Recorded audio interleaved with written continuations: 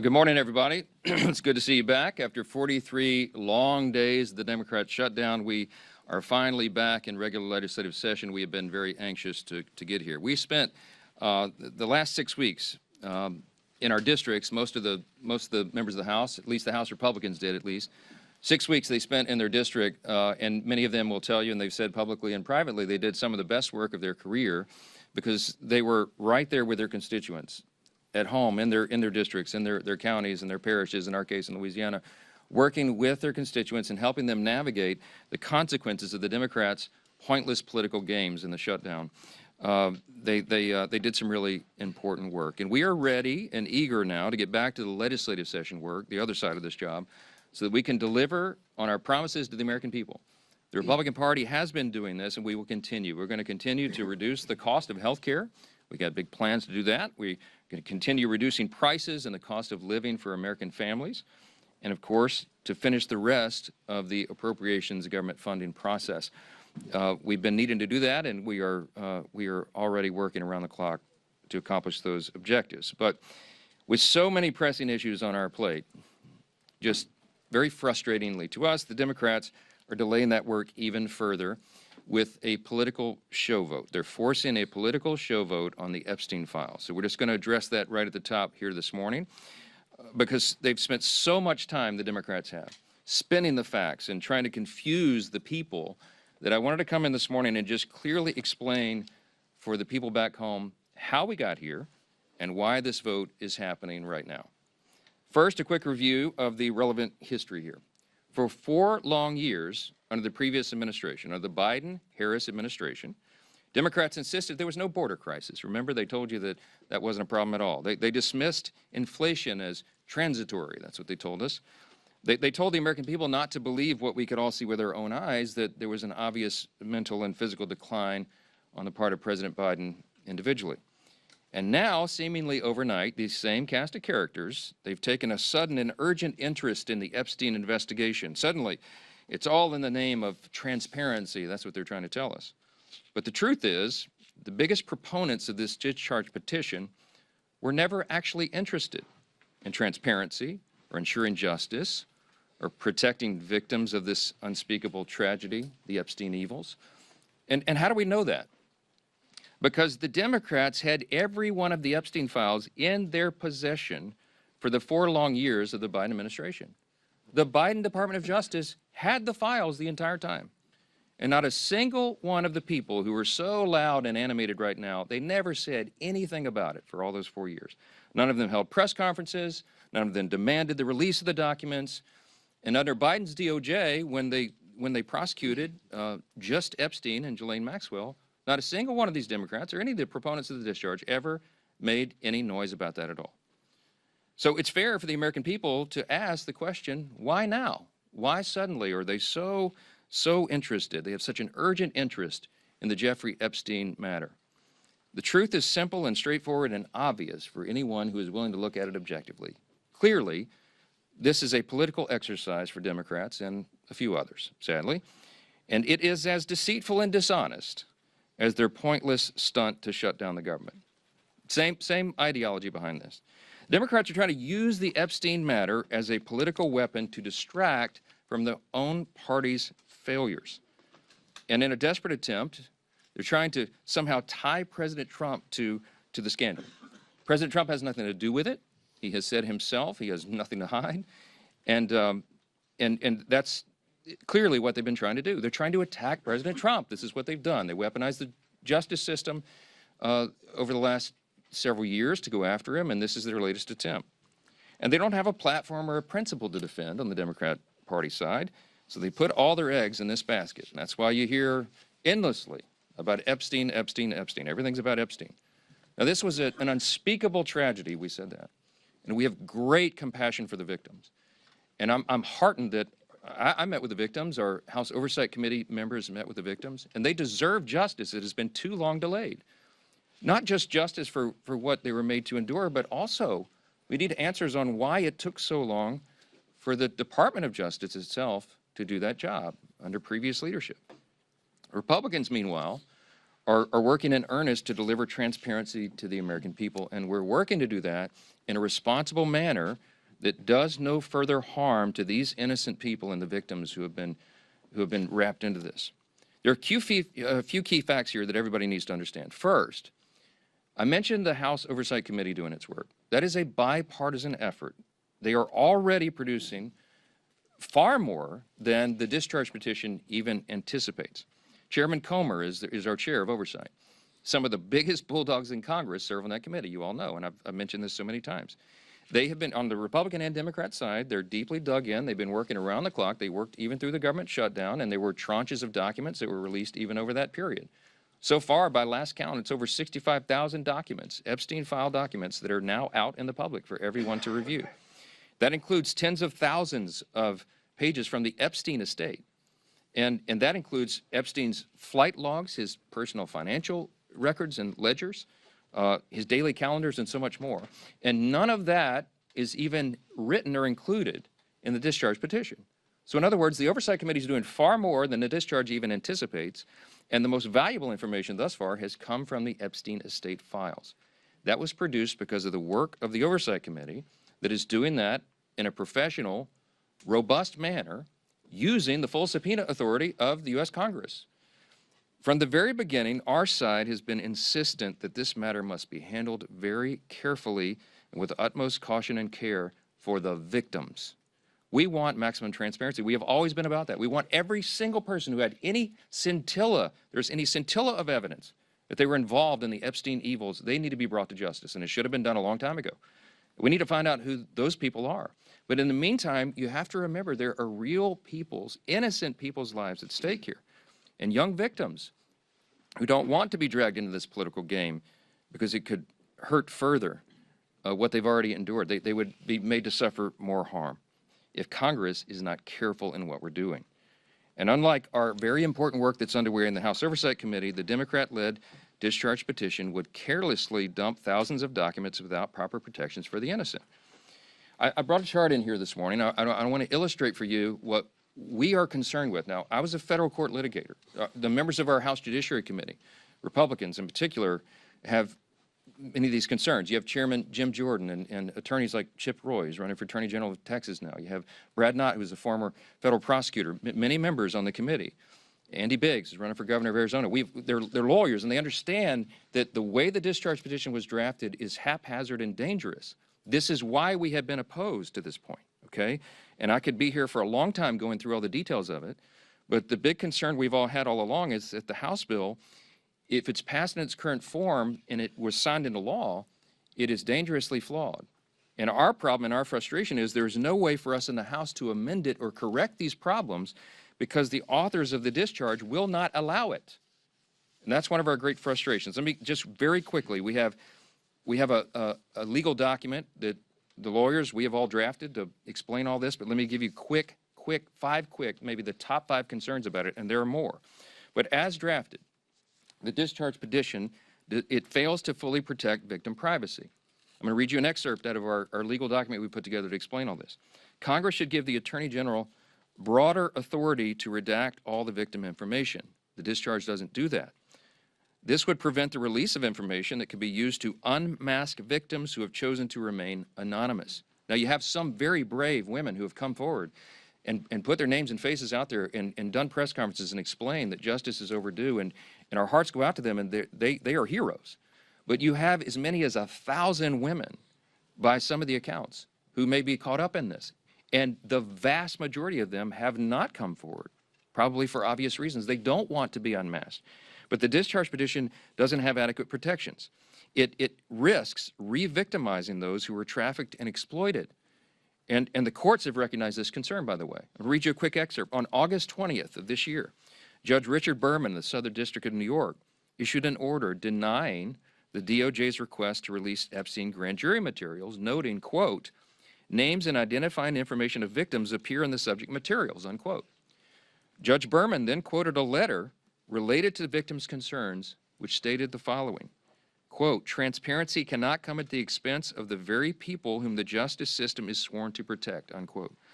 And importantly, the judge quoted a letter from one of the victims. In the proceedings, she is named as Jane Doe 2. She said this is one of the victims, quote, "I beg the court to make sure it is of the utmost priority that in any sort of release, all and every detail that could possibly reveal our identities be redacted. The victims of Epstein's evils deserve that protection, and the discharge does not currently provide it."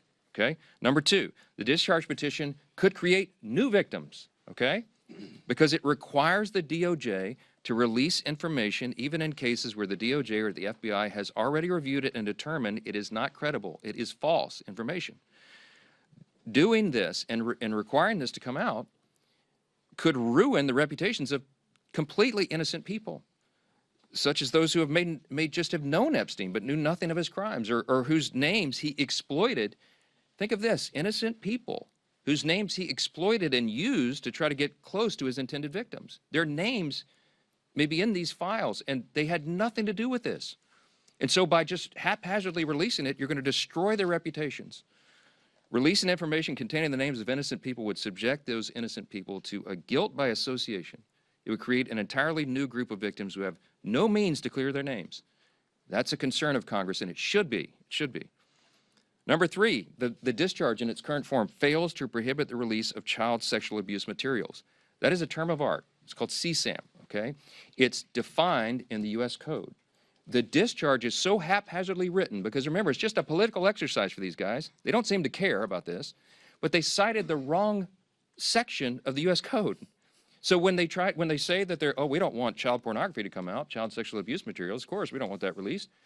They wrote this thing so quickly that they cited the wrong section. So you know what that means? It means that it doesn't really bestow any real legal authority on the Attorney General to redact those materials. And that would compel the DOJ to release that stuff into the public. Every single person in this room knows that's wrong, and you should stand against it. But that's what the discharge says. Number four, it jeopardizes the future federal investigations of the United States. Why? Because the discharge only allows the Attorney General to redact limited portions of records that could publicly identify individuals who were promised confidentiality. In this scenario, you're talking about whistleblowers, you're talking about confidential informants who came forward and gave information and evidence in exchange for agreeing to have their identities not revealed. Violating confidentiality, imagine the chilling effect that would have on future investigations. Who's going to want to come forward if they think Congress can take a political exercise and reveal their identities? Who's going to come talk to prosecutors? It's very dangerous. It would deter future whistleblowers and informants. And the release of that could also publicly reveal the identity, by the way, of undercover law enforcement officers who are working in future operations. Dangerous stuff, and they seem not to care. And by the way, I'm going to remind you again, we went to the authors. We asked the authors of the discharge to change this, and they said jump in the Potomac, all right? Number five, national security concerns, okay? The discharge requires the Attorney General to release within 30 days, quote, classified information to the maximum extent possible. This ignores the principle that declassification should always rest, and always has rested, with the agency that originated the intelligence. Why? So that they can protect their critical sources and methods. It is incredibly dangerous to demand that officials or employees of the DOJ declassify materials that originated in other agencies, in intelligence agencies. I could go on. I won't be here all morning, but there's a lot of problems. There's also a lot of legal scholars, and I'm among them, who are concerned that that you've got problems with grand jury secrecy. We know Rule 6E of the Federal Rules of Criminal Procedure prohibits the release of grand jury materials, but the way the discharge is drafted, you can make an argument that it requires all that to come out, and that is a serious problem. Grand juries are not adversarial, okay? There's no opportunity there for cross-examination. You can't disprove evidence. You can't challenge the evidence in any way. And if Congress goes in and breaks that seal and just starts releasing sensitive grand jury materials and allegations like that, it raises a risk that the grand jury process will be politicized in the future. And that's a whole other danger that we could talk about all day. I'm gonna wrap this up and just say that Republicans support maximum transparency. We always have. The President of the United States supports maximum transparency. You've heard him say it in his own words. But he has had the same concerns that I've just articulated here And we've talked about that. All of us have had these concerns, and we understand that we have a responsibility to innocent people and victims that is not properly guarded by the discharge petition. And that's why we're so incensed about that. We've got to make sure that we disclose the names of anybody who aided or conspired in any way with Jeffrey Epstein. But at the same time, you've got to make sure that innocent people are protected. So we have to do this in a way that doesn't violate victim privacy, that doesn't create new victims, that doesn't disclose the names of any whistleblower or informant, that causes the release of grand jury materials or child sexual abuse materials, or undermines our national security. And I think everybody of good conscience and common sense would say, of course you have to do that. But here we are. So the discharge petition got its 218th signature, and it is going to go forward. It is going to pass because it only takes 218. And we know that the Democrats have disregarded all these concerns, and they're going to move it forward anyway. So all the people of good conscience here say, we've registered our concerns, we stated our opposition as long as possible, but we're also for maximum transparency. So what am I to do as a leader in a situation like this? I call my counterpart in the Senate, Leader Thune, and I talked him through this with him and shared our deep concerns. And of course, they share those concerns as well. And so I'm very confident that when this moves forward in the process, if and when it is processed in the Senate, which there's no certainty that that will be, that they will take the time methodically to do what we have not been allowed to do in the House, to amend this discharge petition and to make sure that these protections are there. The authors of the discharge have not allowed us to do that here. That's the rules here. But in the Senate, they can correct it. So under that circumstance, because of that, we know there's serious deficiencies. We know that the work of our colleagues in the Senate can address that and will. They're very conscientious and concerned, as we are, about all this. As we've insisted from the very beginning, Republicans are the only party trying to make a material difference in ensuring maximum transparency. Oh, by the way, I'll just tell you, I put the bill on the floor for unanimous consent last Wednesday night. And guess who objected to it? The Democrats, okay? If this is so urgent and they were so concerned about getting this done and seeing justice be done and all that, they would not have blocked the request, okay? This is about politics. They blocked our unanimous consent motion to expedite their bill and made us waste all this additional time so they could have a show vote today. Republicans are ready to get the job done, to move forward so we can continue to get on to these important issues of dealing with what the American people demand and deserve for us to deal with. And so I want to leave you with this thought. Everybody should think long and hard about who here is acting truthfully, honestly, and in good faith. It is not the Democrat Party that has obfuscated and blatantly lied for the last 4 years about all these things. It is not the Democrats who shut down the government for their own selfish political purposes. It is not the Democrats who blocked the passage of this discharge a week ago because they wanted to have a political moment. It is the Republicans who are acting in good faith, and I believe the American people are going to see that and understand it. I'm going to vote to move this forward. I think it could be close to a unanimous vote because everybody here, all the Republicans, want to go on record to show they're for maximum transparency, but they also want to note that we're demanding that this stuff get corrected before it is ever moves through the process and is completed. I sincerely hope my Democrat colleagues will show the same level of urgency and enthusiasm when it comes to tackling the real issues facing the country that we got to get to, and that's what we really wanted to talk about this morning.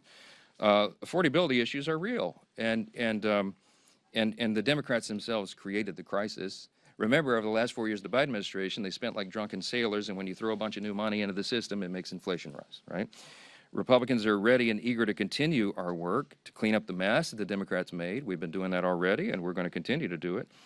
Joining the leadership team this morning to discuss our record-setting success and our continued efforts to bring back affordability, to lower the cost of living, to lower the cost of health care, and have abundant American energy are two of our Republican colleagues who are leading the charge on this issue. And Chairman Brett Guthrie, you'll hear from in a moment, from Energy and Commerce, will speak with you, and Congressman Nick Begich of Alaska, great state of Alaska, is going to address it as well. But I'll first turn it over to our chair of our conference, Lisa McClain.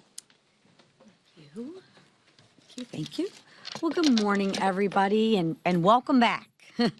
So let me start with this. House Republicans will not allow Democrats to distract us. And we will not allow any more obstructions to stop us from doing the work of the American people. Because the American people sent us here to do a job, and that's what we intend to do. The Democrats shut down never stopped us. The countless witch hunts against President Trump never stopped us either. And the latest discharge petition is just another Democrat distraction. And I can assure you that won't stop us either, because the American people actually expect us to do our jobs and not to distract and obstruct. For more than 40 days, Democrats inflicted needless pain on hardworking Americans. And I ask you this, for what? For what did all of these Americans suffer pain? They did it to use the American people's pain as political leverage. And let that sink in for a second. And don't take my word for it, take Catherine Clark's word for that. They used the leverage for $1.5 trillion of a wish list for that Americans' families just simply can't afford. But Democrats, they didn't get a single one of their demands because House Republicans actually stayed united. And now we're taking that momentum into the fight that matters most to the American people. This week, House Republicans will pass consequential bills to make energy costs more affordable.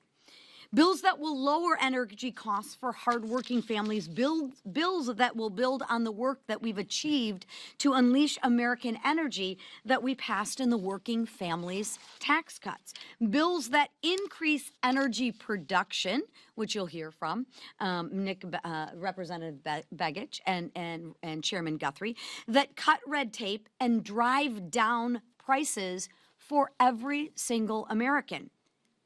And contrast that to what will the Democrats do? They will almost certainly vote no. But ask yourself why. Why? It's because their radical left won't let them vote yes.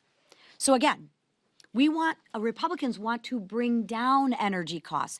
That's why we will vote yes on the bill.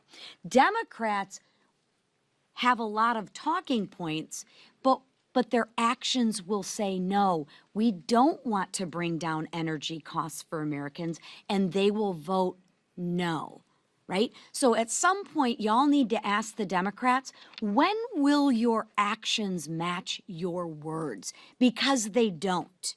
The contrast is crystal clear. Republicans will always fight to make energy more affordable for the American people. Now, the Democrats, they'll talk about it, but when the rubber meets the road and they have to vote, watch how they vote.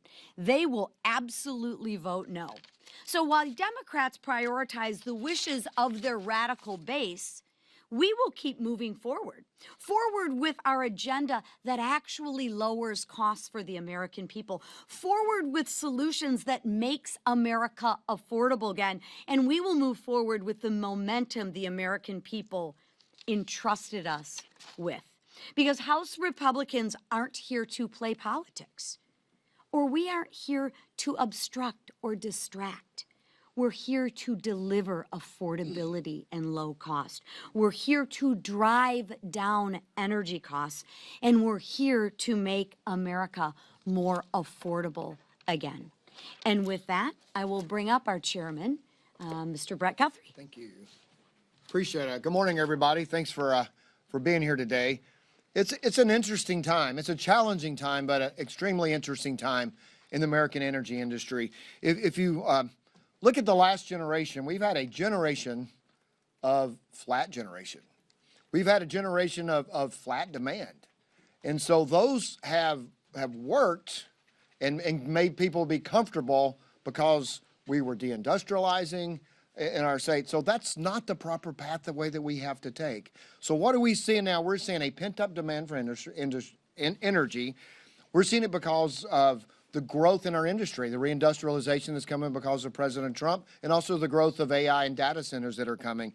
And so what's important, we have to address this for the cost of the American people. If you think about it, if you have flat generation and increase in demand, what's going to happen? We have to expand access to American energy. We have it. It's in abundance. We can produce it, and we have to deliver it, and we have to make it where people can use it.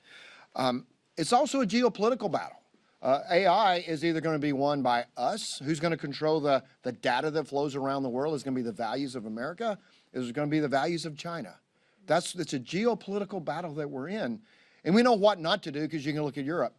Europe and Germany, their energy prices are 3 times ours. Could you imagine competing in the world if you set your energy prices because of decisions your government made to be 3 times the power of ours? The people in the AI industry have no doubt that America can win this battle. They say we have the brain power. Americans had the brain power. We have the money. We have the capital to invest. What they don't have is access to the energy. And the roadblock to the access of energy is getting permits and being able to move energy forward. So this week we're going to work on 2 bills. One, this is actually on fuels and gasoline as refineries. We haven't built a new refinery in America since the 1970s. So Bob Latta has a bill to look at our refining capacity. You can drill all the oil you want and have all the gas you want, but if you don't refine it, make it to products people use, then you still have a shortage and limit. So we got a refinery bill before us. And also in the geopolitical, I know that the price of natural gas around the world is important. You know who it's important to? It's important to Russia because selling natural gas is how they fund their army. And so we also have a provision. Joe Biden, during the height of the invasion of Ukraine, put a ban on natural gas being exported out of our country. And where the Germans were begging for it. I was in a meeting where high-level officials were begging for our liquid natural gas. And so August Pfluger has a bill to reverse any future administration from doing that. We want energy dominance. We had it in the big, beautiful bill. We've had it in almost every committee hearing. And we're going to work together through transportation, Sam Graves, through the chairman, Bruce Westerman, and Natural Resources, and our group on energy and commerce to make sure we deliver the energy we need for America to be successful in this geopolitical battle and winning the AI battle. But so people, when they turn their lights on and off in their home, can have affordable power. And one of the great resources of power and one of the most beautiful places in our great country is in Alaska. Even at 46 below zero, in Fort Greely, Alaska, if you happen to go to Northern Warfare School, you can sit around and look around and go, wow, this is a stunningly beautiful place. And so I'm glad to hand this over to my good friend from Alaska, Nick Begich. Thank you, Chairman. You know, it is cold in Alaska. It is in 46 Fort below Greely. is not as cold as it gets. It can get minus 70 or worse. Cold enough for me. You know, every product in America is an energy product. Whether you're producing that product, whether you're sending that product to a grocery store, whether you're going to the grocery store to pick up that product, whether you're going to visit family for Thanksgiving, you're expending energy. And if we want to address affordability in this nation, the best way to do that is to address the fundamental cost of energy.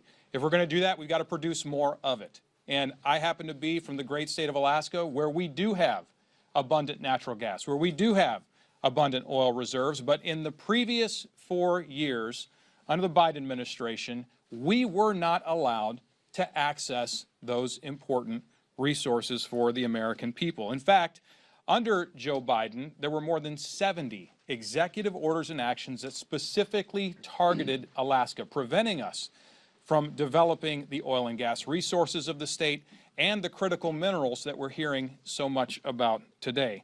Today's bills help unlock the resources of Alaska for the benefit of the American people and do so in a durable fashion. In the National Petroleum Reserve of Alaska and the 1002 area of our North Slope. That's 20 million acres unlocked for the benefit of the people of this nation. And I want to thank the leadership team who has prioritized affordability in this country again, who understands that affordability begins with resources and our ability to add value to those resources. Alaska is ready to be a part of that solution, and I'm proud today to introduce these bills, get them passed, and send them over to the Senate.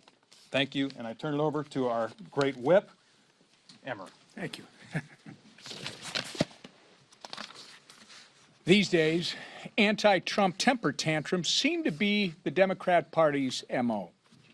Instead of helping us, Republicans in the House, the President in the White House, and the Senate majority, instead of helping us secure our border, cut taxes, and make life more affordable for the American people, Democrats have shown time and time again that they're more interested in opposing President Trump and his successful agenda at every turn.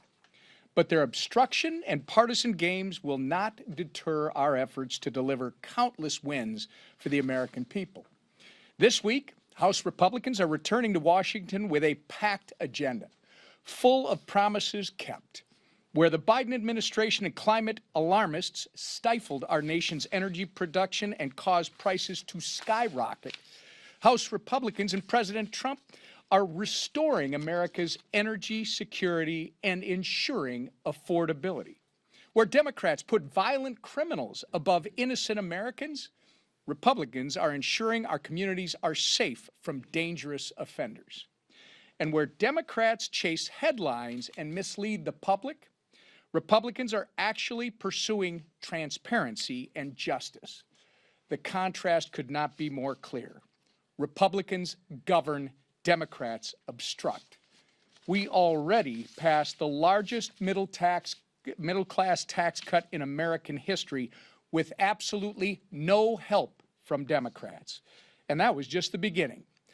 Now, as you see, that we're back from this ridiculous, needless shutdown caused by Democrats, we're moving full steam ahead to make up for the days that they have taken away with their delusional shutdown. And with that, I'll turn it over to our leader, Steve Scalise. Well, thank you, Whip. And it's good to be back. It's good to have the Democrat shutdown ended and the pain, the suffering that went on for way too long finally be over. And now to see the House back doing its business. And of course, we missed a few weeks, and so we're making up for lost time. We have a very robust schedule this week. As you can see, full 5-day work week. We're going to be working and having some late night votes. Today we have 3 vote series going into the night, and our members have rolled up their sleeves and are ready to get back to work too. The committees are going to be meeting into the night this week and beyond to catch up and get back to focusing on those issues that we've been fighting for this entire Congress, and that is fighting for those families who have been struggling under the failed Biden agenda. All we saw under the Biden and Democrat agenda was higher costs for families, higher inflation, higher interest rates, open borders, chaos around the world. And President Trump has reversed that quickly. As you look at all of the things that this president has done, working with this Congress, we have been focused on fixing the problems that Biden created and then really setting a new course, getting this country back on track, lowering costs for families. You heard Chairman Guthrie and Congressman Begich talk about this great energy agenda that we're continuing to deliver on. Of course, in the working families tax cut, so we had a lot of provisions in that bill, in fact, that Congressman Begich himself brought forward to open up areas in Alaska. I walked the Alaskan pipeline in Section 1002 of the North Slope, and to see all of the ability to produce energy in America that had been shut down under Joe Biden. We couldn't even produce the energy we know we have here in America because of stupid policies by the Biden administration. And we've been reversing that. Many of those provisions that Congressman Begich campaigned on, he already delivered on in the working families tax cut, but there's more to do. And so we're bringing some of those bills to the floor this week.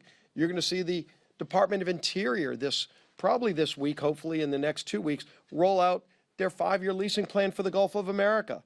Again, something that President Biden shut down that drove investment to foreign countries. We saw billions of dollars of energy investment moving to foreign countries because Biden shut down America. Well, America's open up for business again. And that means more jobs here in America, but really importantly for families, lower energy costs. And energy costs affect everything that we do. When you go to the grocery store, lower energy costs mean lower food costs for families. And so we're going to keep delivering on that agenda. Obviously, this week, it's going to be a very aggressive schedule, and we're going to continue to move bills in the future. Something else the Democrats broke, and we talked about this a lot during the shutdown here at this podium, and that is the health care crisis in America. The current law in health care is the Affordable Care Act. I think everybody would recognize it's unaffordable for millions of American families. And yet they have dumped more families into that plan, and the cost increase are evident. 80% increase in costs for families. since Obamacare passed. And yet, as the Affordable Care Act has failed to work for families, Democrats continue to try to shove hundreds of billions of dollars more into that failed program and not giving relief to families, but giving COVID subsidies to insurance companies. That's what Democrats were fighting for. You saw President Trump today saying, one of the things we want to do as Republicans is give those tax credits to families, not to insurance companies like Democrats want to do, but to give it to families. We've been working before the shutdown with our three relevant committees, Chairman Guthrie's committee in Energy and Commerce, Chairman Jason Smith in Ways and Means, and Chairman Wahlberg over in Education and Workforce. The three committees that work on healthcare policy to focus on legislation that would actually lower costs for families and give families options so they're not trapped in the Unaffordable Care Act policies that drive up their premiums. And so we've brought bills. We had some of those we talked about in the working families tax cuts that didn't make it all the way through the process. We're going to be coming back to that. We moved PBM reform last year, very bipartisan bill that Chuck Schumer sat on because he and Democrats don't want to lower costs for families. We do. And we're going to keep bringing those bills over the next few months. We're working with all of our members. We talked about it again today in conference. But we've been working on it for months. We've been bringing bills to the floor. And Democrats, sadly, have walked away from this because all they want to do is force people into unaffordable products. The Unaffordable Care Act, they want families to have to pay more in premiums because they want a single-payer, government-run healthcare system. It has failed the American people, and they deserve better, and we're going to deliver better for American families. And finally, today we released the calendar for next year, so I know you're all interested in what that's going to be. We're going to have a very busy agenda next year. We're going to continue to deliver here in this Congress for American families. We've got a lot to do this year, and we're going to be doing a lot more this year. But we're also going to have a very busy agenda next year. Democrats they're in disarray right now as a party, but they've got to decide. Are they going to work with us here in this Congress to actually deliver for the American people? Are they going to continue to have, as the Speaker talked about, that Trump derangement syndrome? All they do is wake up every day and say, how can they oppose Donald Trump, no matter what he wants to do? When Donald Trump wants to help families, all they do is wake up and say, what is he doing? And they try to do the opposite because the radical Mondami wing of the party just wants to fight President Trump. Well, that's not where America is. America wants to get results. America believes in common sense. We're going to have a resolution Friday that says we stand up against socialism and the atrocities of it. It's not just the bad policies. It's led to murder all around the world where it's been tried. And they don't teach that history, unfortunately, enough in our schools. And so a lot of young people don't even get exposed to the atrocities of socialism. But we'll surely be talking about it and voting on it this Friday. A pretty easy vote, I think, for most people. Hopefully they say, no, we believe in freedom, opportunity, and we stand against socialism. We're going to have that opportunity this week as well, while we're also focusing on affordability. With that, I'm sure you may have a couple of questions for the Speaker of the House, Mike Johnson. Thanks, sir. Speaker Johnson, Speaker Johnson, the president campaigned on this idea of transparency. In the name of transparency, he released the MLK files. In the name of transparency, he released the JFK files.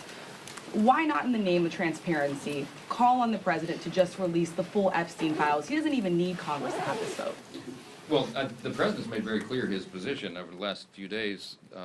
His truth post over the weekend and what he said. I mean, he had a press gaggle yesterday. He said the same thing. He says release all the files. He's been saying that. What he was counting on and what we were insistent upon is using the processes of Congress, as I've explained here in great detail this morning, to do it in the right way so that it's not haphazard. And Congress has a role to do that. The Oversight Committee is the appropriate place for this to be done, and that is what is happening right now, as you've all seen. And so we preferred that route. And by the way, as I mentioned, that route is more comprehensive than anything the discharge petition would accomplish anyway, because it didn't even mention the Epstein files and some of these other things, I mean the estate files. So we want the process to play out. We want it to be done in the right way. We want to do it in a way that doesn't jeopardize our legal system and doesn't inflict more harm on victims. And the president is resolute on that, as we have been, and that's why we opposed this gambit from the beginning. Yes. Do you acknowledge that by voting for this distribution today, that is a reversal for you, that you could have put this on the floor months ago, you may have not have even needed to have a discharge petition if you had supported it months ago? It's not a reversal, as I just explained. We had big problems with the discharge from the moment it was filed.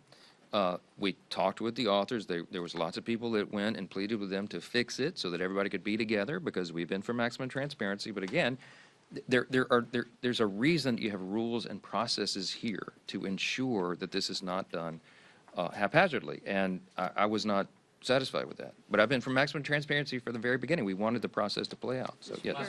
I understand where you're coming from with your concerns with the discharge petition. I also understand your want for transparency in this case. You've been very clear on both those fronts for weeks. So is the reason why you're now deciding to vote for this resolution because President Trump directly said Republicans should vote for this? Because this has been your position all along, and you've made it clear you weren't in support of this resolution. If and when the discharge reached the 218th signature, it'll be forced. And the forcing mechanism here prevents the very deliberate, professional, careful manner in which Congress is supposed to do this. I lament that. That's why I'd been opposed to it all along. But having now forced the vote, none of us want to go on record and in any way be accused of not being for maximum transparency. So the only intellectually consistent position to have right now, the only way to ensure that both those things are true at the same time, is to allow for everyone to vote their conscience and to go on record to say, of course we're for maximum transparency. Now, I'll tell you, there's a handful of Republicans, Judiciary Committee members, and a few others who are really struggling, as I have been, about whether or not they could even vote yes today because of this, because we don't have an absolute guarantee that this will be fixed in the Senate. I have a high degree of confidence in that, and that's why. That's why I'll be voting yes today. And I've talked about that in great detail. We had an hour and a half long conference call on Sunday with Judiciary Committee members who are really, really concerned. I mean, they're all for maximum transparency, but they're really, really concerned about protecting the victims, and I am as well, and that's why we have gone through this whole long process. Last one, Olivia. On that, James Blair today at a Bloomberg event said that they're looking at ways to send millions of Americans checks from tariff dividend revenue, but without Congress being involved. Do you have concerns about them not running that sort of process through Congress? Well, I'm not sure that's possible, and James Blair and I will have some intense fellowship about that, I'm sure. He's a good friend. We collaborate on strategy all the time, but this is an idea, I think, that makes sense. The President was talking about it as recently as yesterday. I think what I heard him say, and I haven't talked to him about it because he and I have both been so busy the last 24 hours, I'll see him in a little while, but I think what I heard him say yesterday is he's thinking about something maybe midway into next year, when the tariff revenue is realized and we can figure out what that looks like. But I think it would require an act of Congress, so we'll have to see how. I'm not sure what's being proposed. Mr. It's sort of a hypothetical. On your doubts about getting specifically into the substance here, reading through the bill though, I guess I'm confused because the bill specifically says that the Attorney General may withhold or redact portions related to child sexual abuse materials as defined in the law, anything jeopardizing federal investigations. It specifically says they can withhold anything containing personal identifiable information of victims' personal medical files. We know the survivors are comfortable with that. All of these things are actually in this bill. That's why I'm confused. Let me give you an example. We could be up here for a long time. I'll litigate it with you. Let's do it. Like, what specifically is missing? Okay, so the first one you mentioned. Yeah. Okay, so here's HRS 581. This is the discharge. Okay, it says on page 5, redact anything that depicts or quote depicts or contains child sexual abuse material, CSAM, as defined under 18 U.S.C. 2256. Okay, all right. So you go to 18 U.S.C. 2256. Definitions of the chapter.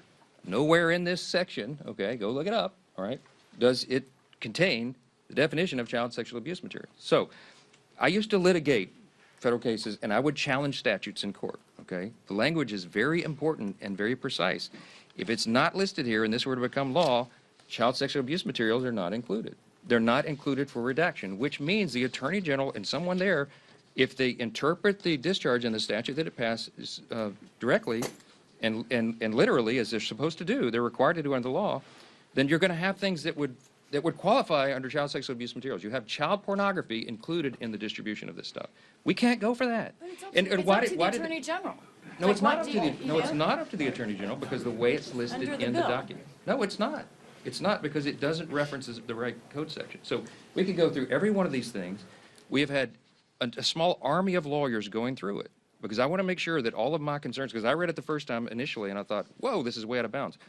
We have in fact, we'll put on the speaker.gov. I'll put it on the website here when we leave. You'll see the summary of the legal analysis, and it goes through point by point, and it points to the specific sections in the discharge. Guys, we're not making this up, and you can take it to your counsel at your outlet's offices and have them review it, and they'll tell you the same thing. This should have been done in a much more careful manner, and it was not.